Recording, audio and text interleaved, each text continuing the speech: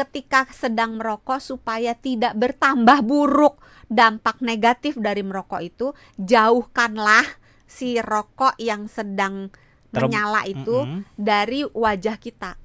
Oh, justru harus dijauhin. Dijauhin. Kan ada orang ngerokok yang rokoknya itu dipegang terus di depan wajahnya, atau dipegang terus dijepit di mulutnya terus gitu kan. Nah, itu akan menambah jumlah asap yang bertiup dari ujung yang menyala ini, padahal ini yang paling bahaya asapnya.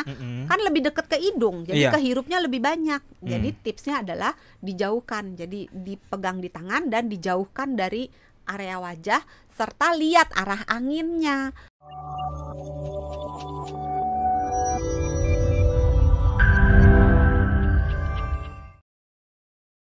Perokok pihak ketiga. Kali ini kita akan bahas soal jenis-jenis asap rokok. Kata dokter soalnya ada beberapa nih jenis asap rokok. Saya juga baru tahu nih asap ada jenis-jenisnya ya. Iya. Saya pikir asap ya udah asap beda-beda aja. Loh. Beda-beda. Oke, dari yang pertama dulu deh, Dok. Yang pertama itu kita nyebutnya inhale mainstream. Jadi inhale mainstream. Mainstream smoke itu mainstream smoke itu adalah asap yang dihirup oleh si perokok. Kemudian ada yang namanya exhale mainstream. Jadi asap yang dihirup kan disembuskan lagi oleh perokok. Nah, ada lagi asap yang berasal dari rokok yang sedang menyala. Jadi kalau kita pegang rokok, ujungnya rokok kan nyala tuh, kan keluar asap. Nah, itu asap yang paling berbahaya.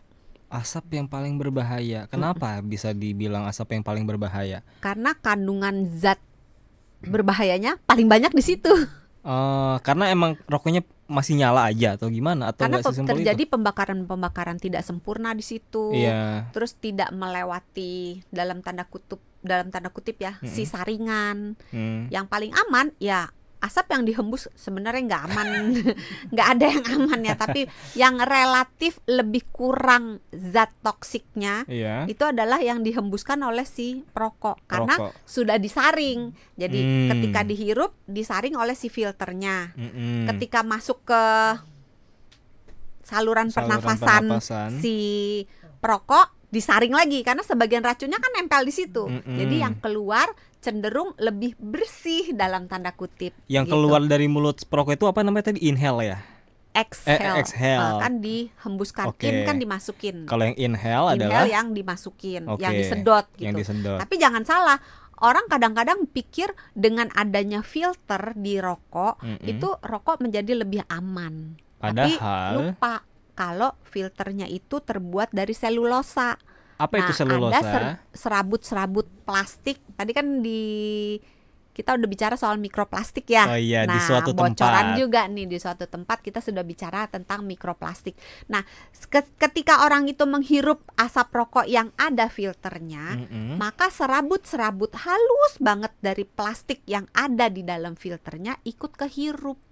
Which is itu mikroplastik yang sama-sama bahaya juga. Mikroplastik yang juga berpotensi untuk menimbulkan bahaya di dalam tubuh kita. Walaupun secara langsung mikroplastiknya itu belum diketahui secara pasti bahayanya apa, tapi mikroplastik itu sendiri merupakan benda asing di dalam tubuh manusia yang dianggap ini bukan bagian dari tubuh kita nih, dan dianggap berpotensi membahayakan tubuh, sehingga oleh tubuh dibuatlah reaksi untuk menghalau, membatasi si benda asing ini, menyebabkan gangguan di dalam tubuh kita. Reaksinya namanya reaksi peradangan gitu. Jadi memang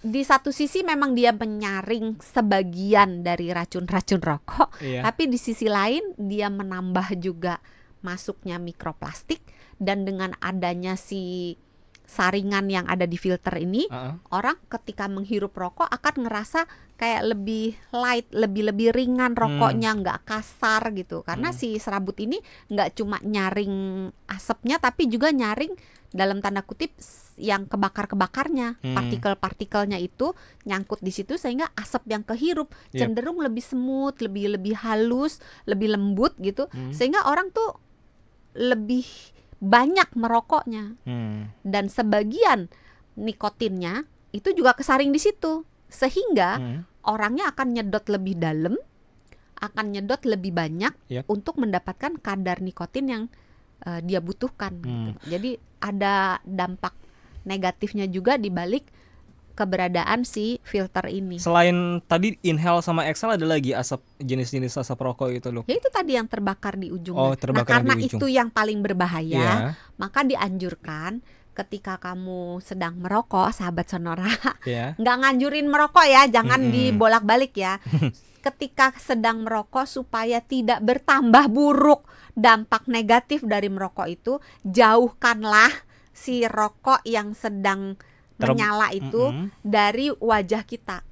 Oh, justru harus dijauhin. Dijauhin, kan ada orang ngerokok yang rokoknya itu dipegang terus di depan wajahnya, atau dipegang terus dijepit di mulutnya terus gitu kan. Nah, itu akan menambah jumlah asap yang bertiup dari ujung yang menyala ini, padahal ini yang paling bahaya asapnya. Kan lebih dekat ke hidung, jadi kehirupnya lebih banyak. Jadi tipsnya adalah dijauhkan. Jadi dipegang di tangan dan dijauhkan dari area wajah, serta lihat arah anginnya. Kalau arah anginnya niupnya ke sini, ya megangnya jangan di sini, tapi berdirinya menjauhi arah angin, supaya asap yang ada dari ujung rokok yang terbakar itu terbawa oleh angin menjauhi tubuh kita. Saya baca nih ada juga namanya produk tembakau produk tembakau yang dipanaskan. Nah, ini kan berarti bukan rokok elektrik ya. Ini katanya adalah salah satu tembakau alternatif ya. Tembakau yang dipanaskan. Ada juga snus. Semuanya sama. Bedanya, ada beberapa juga yang dikunyah tembakaunya. Semuanya menimbulkan efek yang buruk gitu. Ya kalau misalnya perokok pihak pertama dan kedua itu kan udah jelas ya, ada kemungkinan meningkatkan gangguan di sepanjang mulut. Sebenarnya nggak cuma sepanjang mulut, tenggorokan dan paru-paru aja, tapi merokok itu kalau pihak pertama dan pihak kedua itu dari ujung rambut sampai ujung kaki semua kena. Rambutnya jadi tipis, bercabang, batang rambutnya itu tidak kuat gitu. Terus mulai dari kepala, terus pandangan jadi angka untuk menderita gangguan penglihatan meningkat, terus terkena infeksi di saluran pernafasan beserta dengan semua penyakitnya, termasuk asma, termasuk bronkitis, sinusitis, itu semua angkanya meningkat. Angka kesuburan menurun, terus menyebabkan gangguan di jantung, di ginjal. Pokoknya nggak ada lah, hampir semua organ di dalam tubuh manusia itu dipengaruhi oleh asap rokok. Tapi kalau pihak pihak pertama dan pihak kedua hampir sama ya. Kalau pihak ketiga itu bisa, tadi kan udah gangguan yang pertama kan yang jadi di segmen pertama kan udah dibahas ya, aktif, jadi hiperaktif, ADHD, jadi cemas, gangguan kecemasan gitu. Tapi juga bisa meningkatkan kemungkinan untuk terkena infeksi di saluran pernafasan, termasuk pneumonia, jadi lebih mudah kena radang paru, terus dia lebih mudah kena asma, dan beberapa jenis kanker kemungkinannya meningkat. Ada cara mencegahnya nggak sih, Dok, supaya kita tuh nggak ikut-ikutan jadi third hand smoke atau perokok pihak ketiga? Apakah cukup dengan selalu pakai masker? Agak susah ya, karena kadang-kadang kita misalnya beli mobil gitu, kan kita nggak tahu sebelumnya ini